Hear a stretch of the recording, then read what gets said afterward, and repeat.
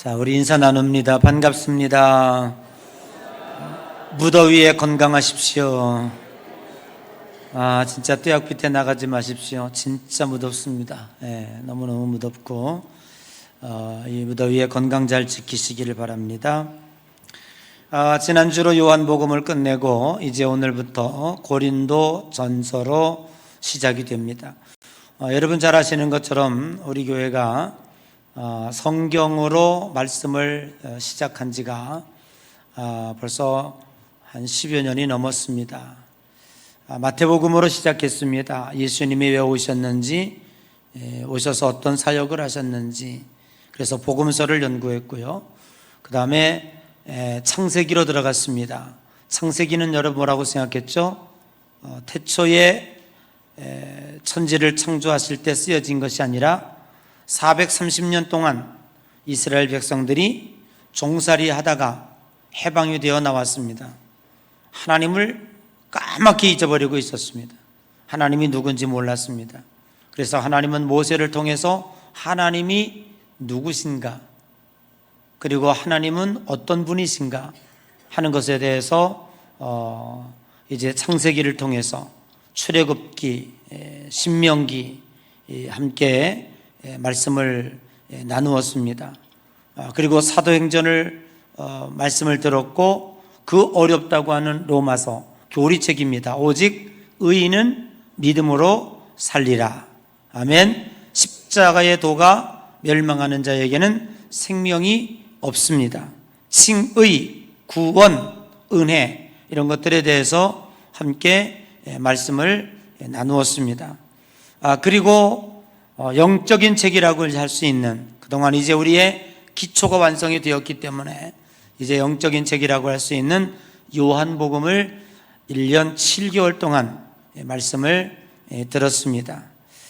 이제 이와 같이 우리가 신앙인으로서, 기독교인으로서 성경의 기초가 완성이 됐습니다. 이제 하나님 앞에 부름받은 우리들이 어떻게 살아가야 될 것인가, 생활의 실천편이 서신서에 나오고 있습니다. 그래서 이제 고린도 전서를 시작해서 이제 서신서의 설교를 드리도록 그렇게 하겠습니다. 자, 우리 오늘 고린도 전서에 들어가기 전에 도대체 고린도라고 하는 땅은 어떤 땅인가, 고린도라고 하는 곳은 어떤 곳인가 한번 지리적으로 살펴볼 필요가 있다고 생각합니다. 한번 지도가 준비됐으면 보십시다. 자, 지도가 나왔습니다. 여러분 보시는 것처럼 왼쪽 편에, 여러분 보실 때는 오른쪽 편인가요? 오른쪽인가요? 왼쪽 편인가요? 왼쪽 편에 장화처럼 생긴 거, 그게 이제 이탈리아입니다. 그리고 그 오른쪽에 지중해 끝이 이스라엘입니다. 그리고 그 가운데 큰 땅, 터키라고 쓰여 있는데 트르키에라고 부르죠. 저곳이 사도 바울이 전도한 7교회가 세워진 우리 초대교회의 성지입니다. 그런데 지금은 이슬람이 점령하게 되었고 초대교회 7교회 기둥만 남아있고 다 헐려져 버리고 말았습니다. 참 안타까운 일이죠. 그리고 그 사이에 이제 유럽으로 연결되어지는 육지 있는데 그 큰 섬이 있죠. 그 섬이 고린도입니다. 그리스 땅입니다. 그 위로 이제 마케도니아, 데살로니가 그걸로 쭉 이어지는 이제 땅입니다. 그리고 그 맞은편은 아프리카 땅입니다. 자그맣게 불룩 튀어나온 게 알렉산드리아, 그 유명한 문명에 찬란했던 곳, 로마 시대 때에 득세를 했던, 큰 호황을 누렸던 알렉산드리아 땅이 그 앞에 펼쳐져 있고, 이제 그 맞은편으로 옆으로 계속해서 이제 그 아프리카 땅이 계속 이어집니다. 여러분이 한눈에 보아도 저 고린도라고 하는 땅이 얼마나 중요한 지정학적으로 중요한 위치에 있는가 알 수가 있겠죠. 저곳은요, 지중해를 지나다니는 상선들이 다 저곳에 모였습니다. 유럽으로 가는 배도 거기에 멈추고 머물러 있다 가고, 이쪽 아시아 쪽 아프리카로 오는 배도 저기에 머물러 있습니다. 그러니까 모든 상선들이 모이고, 그리고 저기는 섬인데 그 육지로 연결되는 운하와 같은 이제 백길이 있습니다. 그 백길에 통로가 돼가지고 이제 많은 통행료도 받고 그렇게 했습니다. 아주 지정학적으로 굉장히 유명한 그런 땅이 바로 고린도라고 하는 땅입니다. 그 저 고린도에 교회가 세워졌습니다. AD 50년경에 사도 바울에 의하여 교회가 세워졌고, 그 후 5년 후에 이제 바울이 그 에베소는 그쪽 건너편 터키 지역에 있는 7교회 중에 하나입니다. 그 교회를 전도 여행을 하면서 교회를 개척하고 바울 사도가 거기서 목회를 하고 있을 때에 이 고린도 교회에 많은 문제들이 있었습니다. 그 문제들에 의한 편지를 써서 이제 답변을 한 것이 고린도 전서입니다. 그러므로 고린도 전서의 저자는 누구라고요? 사도 바울입니다. 그 편지를 받은 사람들은 고린도 교회 교인들이고요. 기록 장소는 에베소입니다. 3년 동안 에베소에 머물면서 이 편지를 썼습니다. 기록 연대는 AD 55년경에 이 편지를 쓰기 시작했습니다. 기록의 목적은 뭐냐? 글로 A의 집사람들의 보고를 통해서 제기된 고린도 교회의 여러 가지 문제점들에 대한 답을 편지로 썼습니다. 고린도 교회의 지독한 문제가 뭐냐면 당을 짓는 겁니다. 고린도 교회 교인들이 다 전부 파벌이 있었습니다. 나는 아볼로파다, 나는 게바파다, 나는 바울파다. 그래가지고 여러 파당으로 갈리어서 굉장히 분쟁이 많이 일어났습니다. 그리고 이 지역은 아까 여러분들이 지도에서 보았듯이 무역이 발달하고 상인들이 모이고, 그리고 운하처럼 배들이 거기를 통과하면서 뭘 받아요? 통행료를 받고, 그래가지고 굉장히 물질이 풍부하고 풍요로운 도시였습니다. 그러다가 보니 여러분, 풍요로우면 뭐가 뒤따라와요? 우리나라도 옛날에 가난할 때는 그런 문제가 없었죠. 지금 어느 정도 살게 되고 잘 살아지니까 이 세상이 많은 문제점들이 있습니다. 특별히 고린도가 물질의 풍요를 통해서 그 세상이 전부 음란한 세상이 됐습니다. 성적으로 타락을 한 거예요. 그런데 그 타락한 버릇들이 교회에 그대로 들어와 가지고 근친상간의 문제라든지 성적인 부도덕한 문제들이 너무 많이 펼쳐지고 있었습니다. 그리고 고린도 교회에 교인들의 문제가 생겼습니다. 다툼이 생겼습니다. 그 다툼의 문제들을 자체적으로 해결하지 못하고 세상 법정으로 가져가는 거예요. 우리나라도 그런 적 있었죠. 그냥 텔레비에 생방송 되는데 권사님이 피코토를 줬네 안 줬네 하면서 거기서 막 그러니까 세상 사람들이 볼 때 저 사람들 너무너무 싫어. 교회 다니는 사람들이 권사님 그러면서 저렇게 텔레비에 나와가 자기들끼리 다투는 걸 보니까 너무 꼴불견입니다. 그러니까 오늘 이 모습도 안 좋은 거예요. 교회 문제는 교회 안에서 해결을 해야 되고 교회 안에서 모든 문제를 다 극복을 해야 되는데, 그것을 가지고 세상 법정으로 나가니까 그것만큼 부끄러운 일이 없습니다. 그것에 대해서 바울은 지적하고 있습니다. 그래도 고린도 교회의 대표자들에게서 온 편지를 받고 거기에서 제기된 문제들에 대하여 또 답변을 주고 있는 것입니다.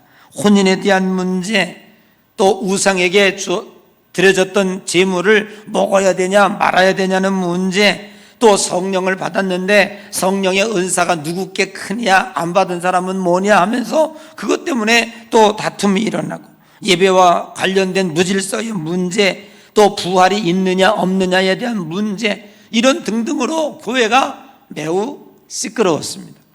그런 문제들에 대하여 바울은 멀리서나마 답변을 준 것이 바로 고린도 전서라는 것입니다. 여러분이 우리 지도에서 보았던 것처럼 고린도라고 하는 이 도시에 대한 역사적인 배경을 우리가 잘 인식하는데, 앞으로 한 1년여 동안 여러분들이 설교를 듣는데 매우 유익하다고 생각을 합니다. 이 고린도라고 하는 이 땅은 아시아와 이탈리아 사이의 무역의 통로였습니다. 그리고 그리스 본토 사이에 상업을 연결해 주는 모든 이제 생활 관계된 모든 것들이 그 고린도를 통해서 이제 본토로 들어가게 되어 있는 것입니다. 그러니까 물질의 풍요로움으로 말미암아 도시가 타락이 되었고, 그로 인해서 많은 문제들이 생겨났습니다. 제가 성지순례를 할 때 고린도에 가봤습니다. 고린도 항구, 그때는 비행기가 없었기 때문에 모든 운송수단이 배였습니다. 그래서 항구가 매우 발달하게 됩니다. 그 항구에 딱 내리게 되면 큰 도로가 이제 펼쳐집니다. 저 가운데 산이 하나 있는데 그 산 쪽을 향해서 도로가 펼쳐져 있고, 그 도로 좌우편에 도시가 발달해 있습니다. 그런데 그 큰 도로 끝이 뭐냐, 거기에 신전이 하나 있었는데 아프로디테의 큰 신전이 있습니다. 그런데 이 신전은 타락한 신입니다. 마치 가나안 땅에 여러분 아시는 것처럼 바알 신처럼 풍요의 신을 섬기고요, 1000명의 고급 매춘부들이 성녀라고 해서 거기서 매춘 활동을 하고 있는 것입니다. 그래서 뱃사람들이 내리면 거기 먼저 가는 거예요. 쭉 올라가 가지고 그들에게 예배를 하고, 아프로디테 신에게 예배를 하고, 그리고 그 뒤에 펼쳐져 있는 건물들에서 이 1000명의 성녀들과 관계를 맺고, 거기다가 돈을 쏟아붓고, 그리고 나오고. 그러니 성전이 이방신 성전이지만 이 성전이 이렇게 타락할 정도가 되니 그 사회는 뭐 오죽하겠습니까? 오늘날처럼 문명이 발달해가지고 통제의 기능이 있다면 다행인데, 전혀 그런 것을 통제할 수 있는 제도라든지 그러한 능력이 없었습니다. 신약시대에 와서는 아가야라고 하는 로마의 행정구역 수도 역할을 했습니다. 무역의 발달로 로마 제국에서 가장 부유하고 큰 상업 중심지로 발달하게 되었던 것입니다. 이렇게 물질이 풍요로워지니까 두 가지의 문제점이 나타난 것입니다. 첫째는요, 정신적인 가치보다도 물질의 가치가 우선되어지는 사회가 된 것입니다. 여러분, 우리가 돈을 따라가고, 요즘에도 그렇죠. 옛날에 저희들 어렸을 때에 초등학교, 국민학교 다닐 때 도덕 시간이 있었습니다. 도덕 선생님이 계셨고요. 요즘에 초등학교 도덕 시간 있습니까? 어디요?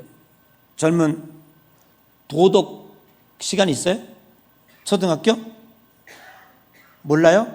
전혀 관심이 없군요. 애가 어떻게 되든지 말든지. 예? 도덕 선생님이 계셨고요, 도덕책이 있었고요. 그리고 그 도덕이 끝나면 이제 중학교 올라가고 고등학교 가면 윤리책이 있었어요. 윤리 선생님이 있었고요. 그리고 저희 때는 그런 것들 교육을 많이 받았습니다.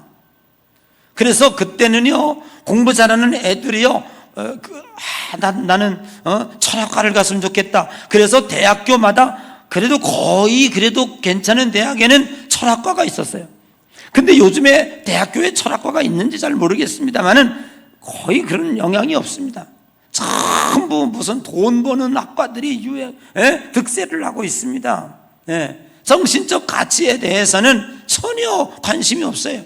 그러니까 돈 버는 일에는 너도 나도 앞장서고 돈은 풍요로워지는데 사회가 이렇게 어지러워지는 것입니다. 이것이 모두가 다 황금을 중요시하는 그러한 시대에서 생겨난 거예요. 여기 고린도도 마찬가지입니다. 돈이 풍요로우니까 정신적 가치 또 영적인 가치에 대해서는 이 사람들이 별로 인정을 하지 않아요. 그런데 놀라운 사실은요, 그러한 방탕함 속에서도, 그렇게 음란한 가운데서도, 그렇게 도시가 돈이면 된다고 돈이 풍요롭고 정신적 가치와 영적인 가치를 무시하고, 심지어 아프로디테 신전에 성녀라고 하는 매춘부, 고급 매춘부들이 1000여 명이 활동을 하고, 그래서 외부에서 항구에 정박을 하고 외부의 선원들이 오면은 다 거기에서 이런저런 무질서한 삶을 살고, 그게 온 도시였어요. 그런 가운데 바울이 전도 여행을 하다가 교회를 세운 거예요. 처음에는 유대인 회당에 가서 복음을 전하는데 그들이 바울의 활동을 못하게 만들어가지고 한 개인의 민가에 와서 예배를 드리기 시작한 것이 고린도 교회가 됐어요. 여러분, 놀라운 사실은 뭐냐면 그러한 음란한 세대 가운데서도 하나님의 백성들이 있었다는 사실이에요. 놀라운 사실이죠. 여러분, 그러므로 이 세상이 아무리 타락하고 아무리 어려워져도요, 인간이 존재하는 한 하나님의 교회는 꼭 필요합니다. 사람들이 있는 한 그 가운데 하나님의 구원받은 백성들이 존재하고 있다고 하는 생각을 하면서 우리는 언제나 전도를 게을리하지 않아야 할 줄로 믿습니다. 하나님의 교회는 조폭촌에도 있어야 되고요, 장조촌에도 있어야 되고요, 저 공장에도 있어야 되고요, 하여튼 인간이 있는 데는요, 그 가운데 하나님이 선택한 사람이 있다는 사실을 오늘 우리는 기억해야 될 줄로 믿습니다. 그래서 우리는 편견을 갖지 말아야 돼요. 그래서 하나님의 교회가 거기 세워졌는데 그 교회 이름이 고린도 교회라는 거예요. 자, 그 고린도 교회에 대한 그 문제가 오늘 바울이 서신서로 지금 여기에 기록되어 오고 있습니다. 오늘 첫 번째 문을 열면서 고린도전서 1장 1절에서 3절을 공부하게 됩니다. 그러면 오늘 이 1절에서 3절에 우리들에게 중요한 교훈을 주고 있습니다. 그 교훈을 주고 있는 영적인 의미를 몇 가지 살펴보려고 합니다. 첫 번째는 어디를 주시해 보냐면 1절 한번 읽어봅시다. 1절 다 같이 시작.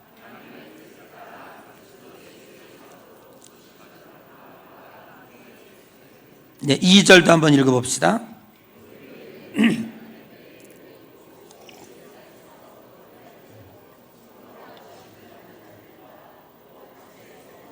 네, 됐습니다. 여기서 우리들이 공통점으로 찾을 수 있는 것이 뭐냐면 부르심을 받은 이라는 말이에요. 부르심을 받았다는 거.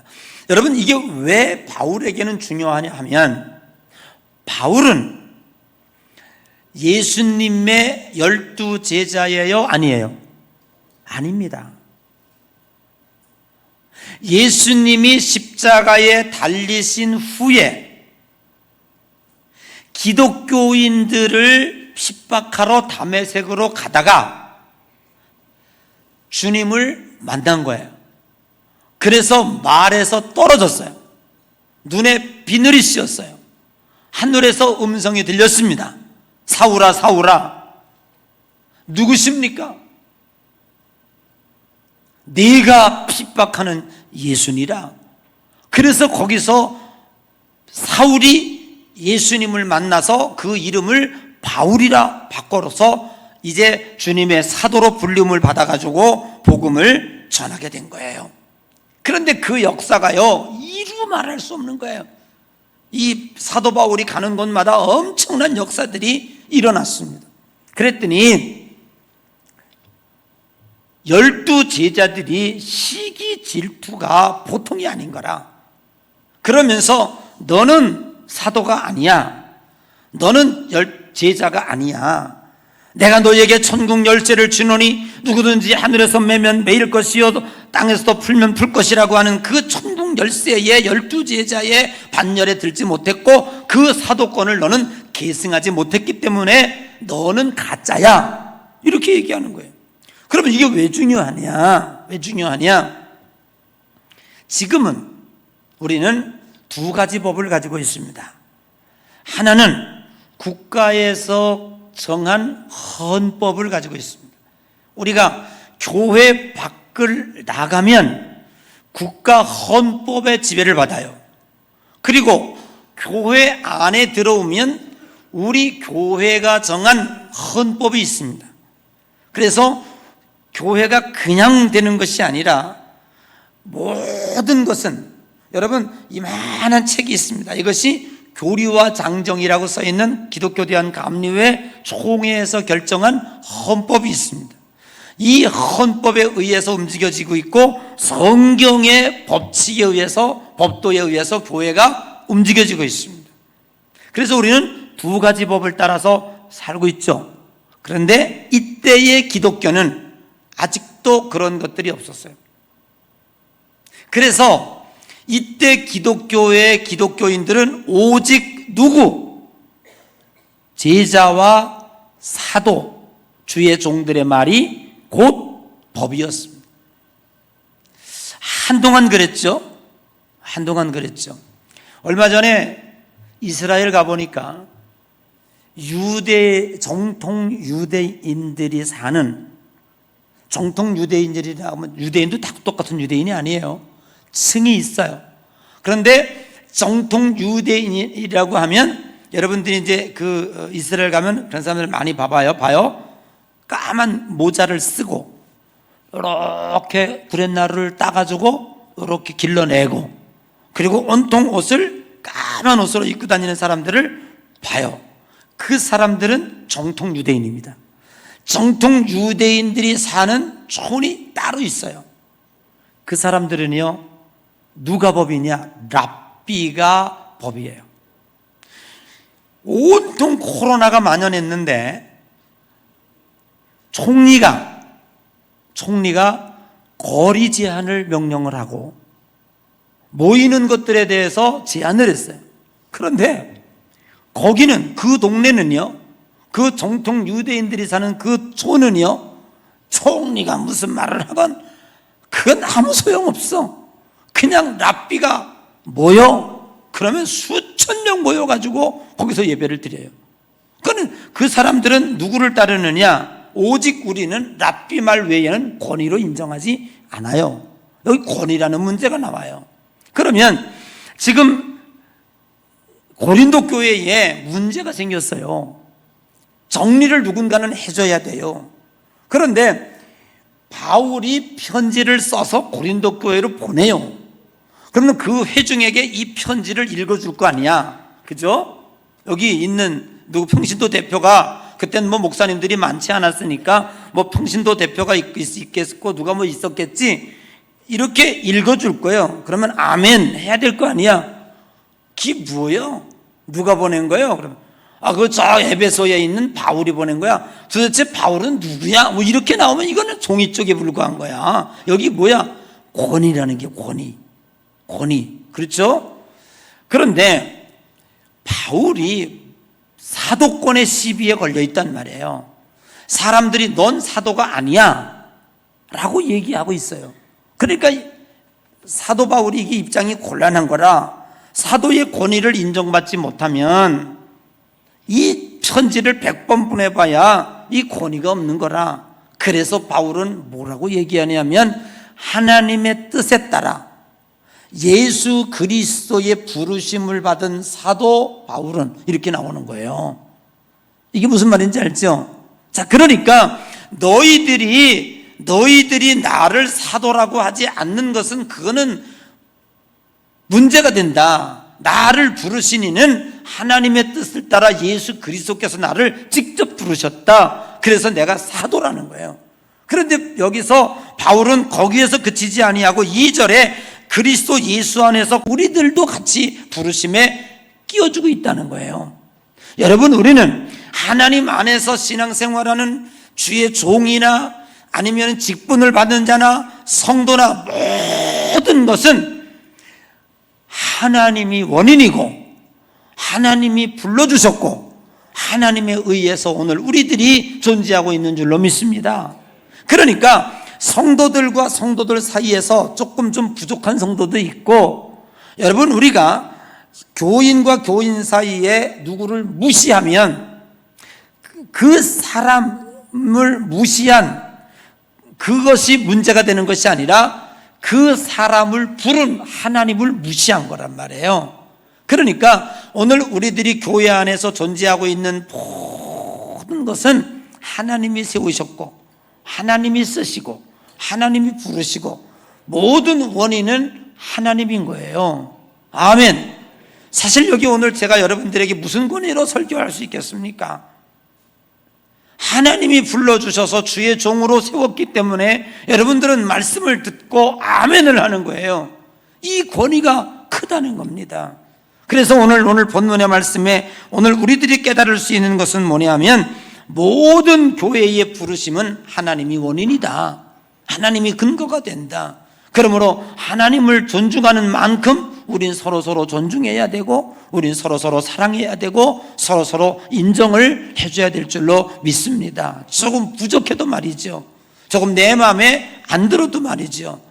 그래서 이러한 사랑이 있어지시기를 주님의 이름으로 간절히 축복합니다. 오늘 하나님께서 바울을 사도로 불러주신 것만큼 우리도 직분을 주시고 성도라 불러주셨으니 얼마나 귀한 일이고 감사한 일입니까? 오늘 하나님의 뜻에 합당할 뿐만 아니라 하나님이 주도적으로 우리를 간섭하고 계심을 믿으시고 그 말에 순종하는 여러분 되시기를 주님의 이름으로 간절히 축복합니다. 우리는 두 번째 눈여겨보아야 될 것이 뭐냐면 2절이에요. 2절 뭐라고 시작합니까? 한번 2절 처음만 읽어봐요. 고린도의 시작. 됐습니다. 우리 교회 짓는 명칭의 흐름을 보면 보통 처음 기독교가 여기 들어왔을 때는 지명을 따라 지었습니다. 그럼 고린도 교회는 무슨 교회일까? 그냥 그 간판이 고린도 교회요. 그런데 바울은 그렇게 부르지 않았다는 거예요. 뭐라고 불렀냐면 고린도에 있는 하나님의 교회, 이렇게 불렀어요.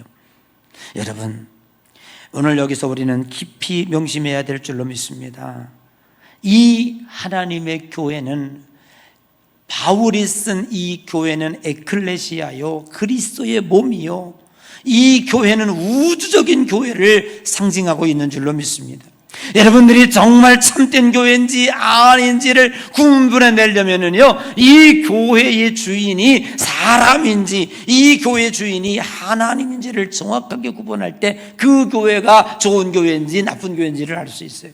여러분, 교회는 하나님의 교회인 줄로 믿습니다. 그러므로 바울은 뭐라고 얘기하냐면은요, 고린도에 있는 하나님의 교회에게 편지한다고 쓰고 있어요. 여러분, 우리 이 세상에 존재하고 있는 모든 교회들이 이런 의식을 가져야 될 줄로 믿습니다. 여러분은 하나님의 교회에서 믿음 생활하는 것에 대해서 감사하시기 바랍니다. 이 교회는 주인이 없어요. 오직 주인은 하나님이신 줄로 믿습니다. 오늘 여기 바울이 하나님의 교회라는 말을 쓰면 세 가지요. 보편성, 교회의 우주적 보편성을 얘기하기 위해서 하나님의 교회라고 쓰고 있는 거예요. 여러분, 이 우주 안에 존재하고 있는 교회는 다 그리스도의 한 몸인 줄로 믿습니다. 오늘 여기 사도 바울이 고린도에 있는 하나님의 교회에게 편지하노니, 그 말은 뭐야? 고린도에도 하나님의 교회 있고 구리시에도 하나님의 교회 있고 저 강남에도 하나님, 아멘. 이건 다 한 교회잖아. 그 우주적 보편성을 이야기하고, 오직 우리는 예수 그리스도의 머리에 우리는 다 지체들이야. 아멘. 그러니까 옆교회 지나다닐 때, 옆교인들 만날 때 여러분들은 존경하고 싸우거나 그러지 말고 경쟁하지 말고 그러시기를 바랍니다. 다 다른 교회도 존중, 다 그 교회도 하나님 나라 전파를 위해서 애쓰는 교회들이요. 그러니까 이단 빼놓고 내가 얘기했어요. 여러분, 교회의 거룩성을 얘기하기 위해서 하나님의 교회의 거룩이라는 말이 뭐냐면, 그게 무슨 다른 것보다 더 잘나서 그런 게 아니라, 거룩이라는 말은요, 하나님에게 속했다는 거예요. 아멘. 구별됐다는 거예요. 이 교회는 하나님으로부터 이 인정받은 이 세상에 구별된 장소인 줄로 믿습니다. 그래서 거룩한 거지, 뭐가 비싸고 금덩어리가 있어서 그래서 거룩한 것이 아니라고 하는 사실을 오늘 우리는 분명히 기억해야 될 줄로 믿습니다. 마지막으로 중요한 게 있습니다. 어느 나라 가든지 그 인사말 속에 모든 내용이 다 들어있어요. 옛날에 우리 진지 잡수시오.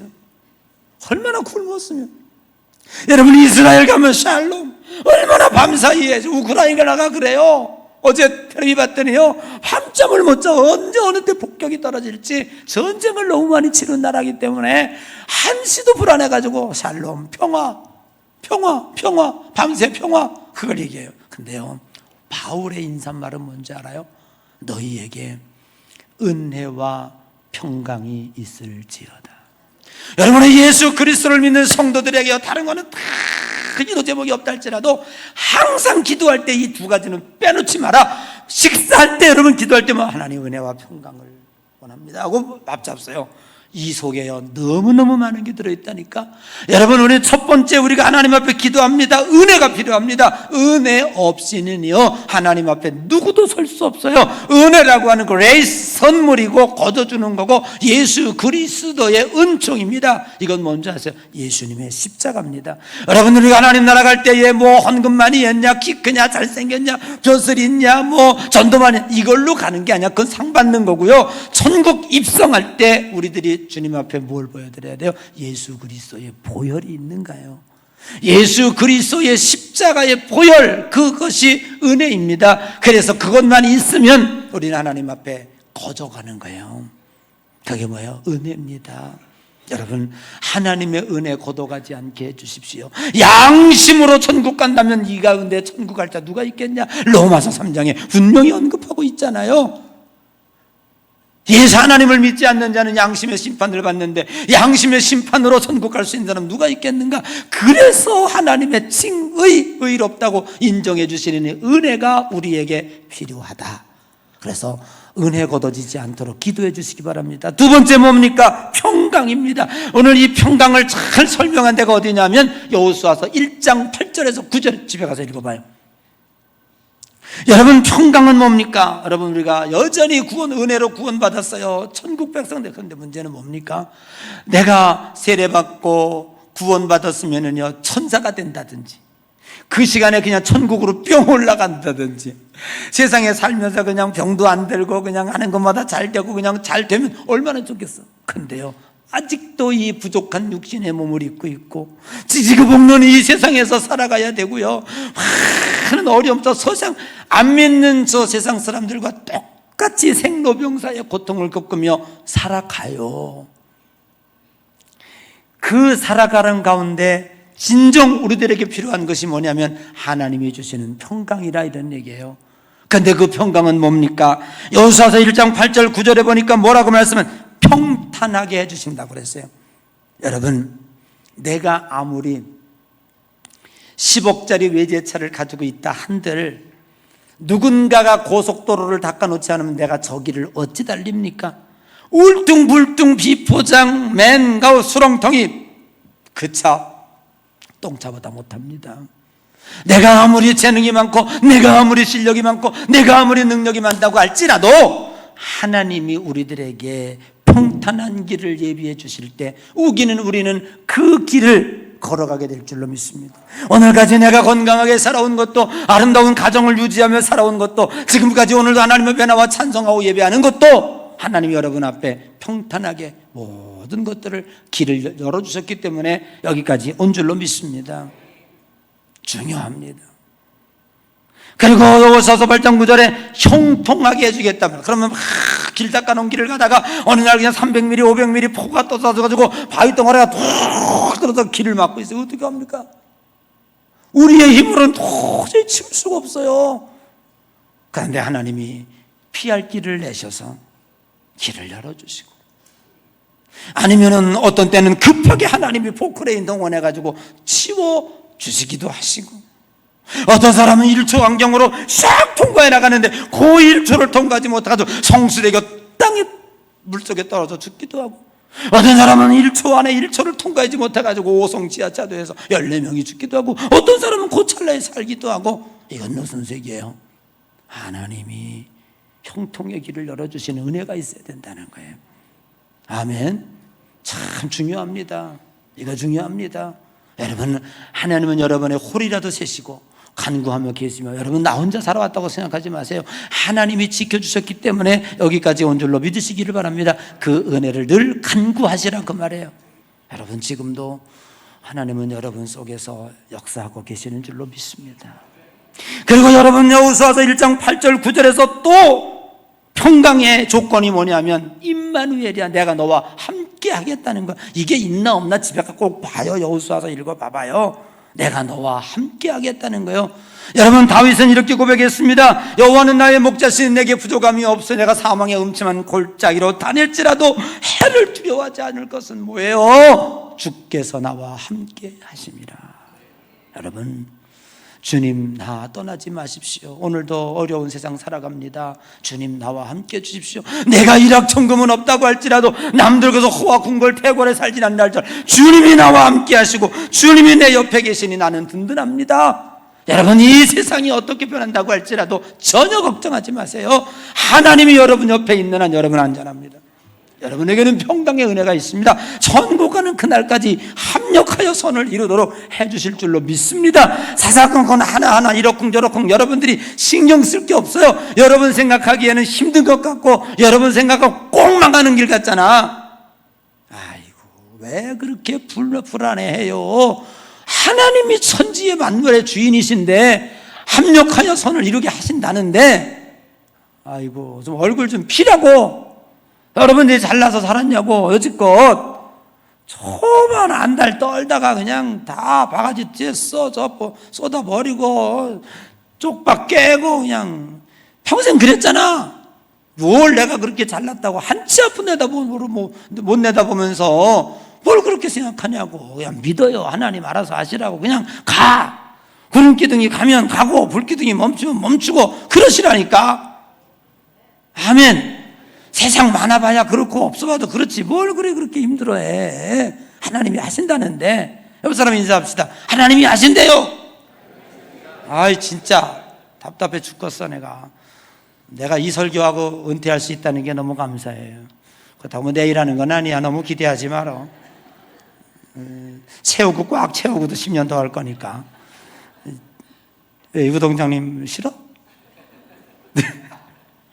아, 걱정하지 마.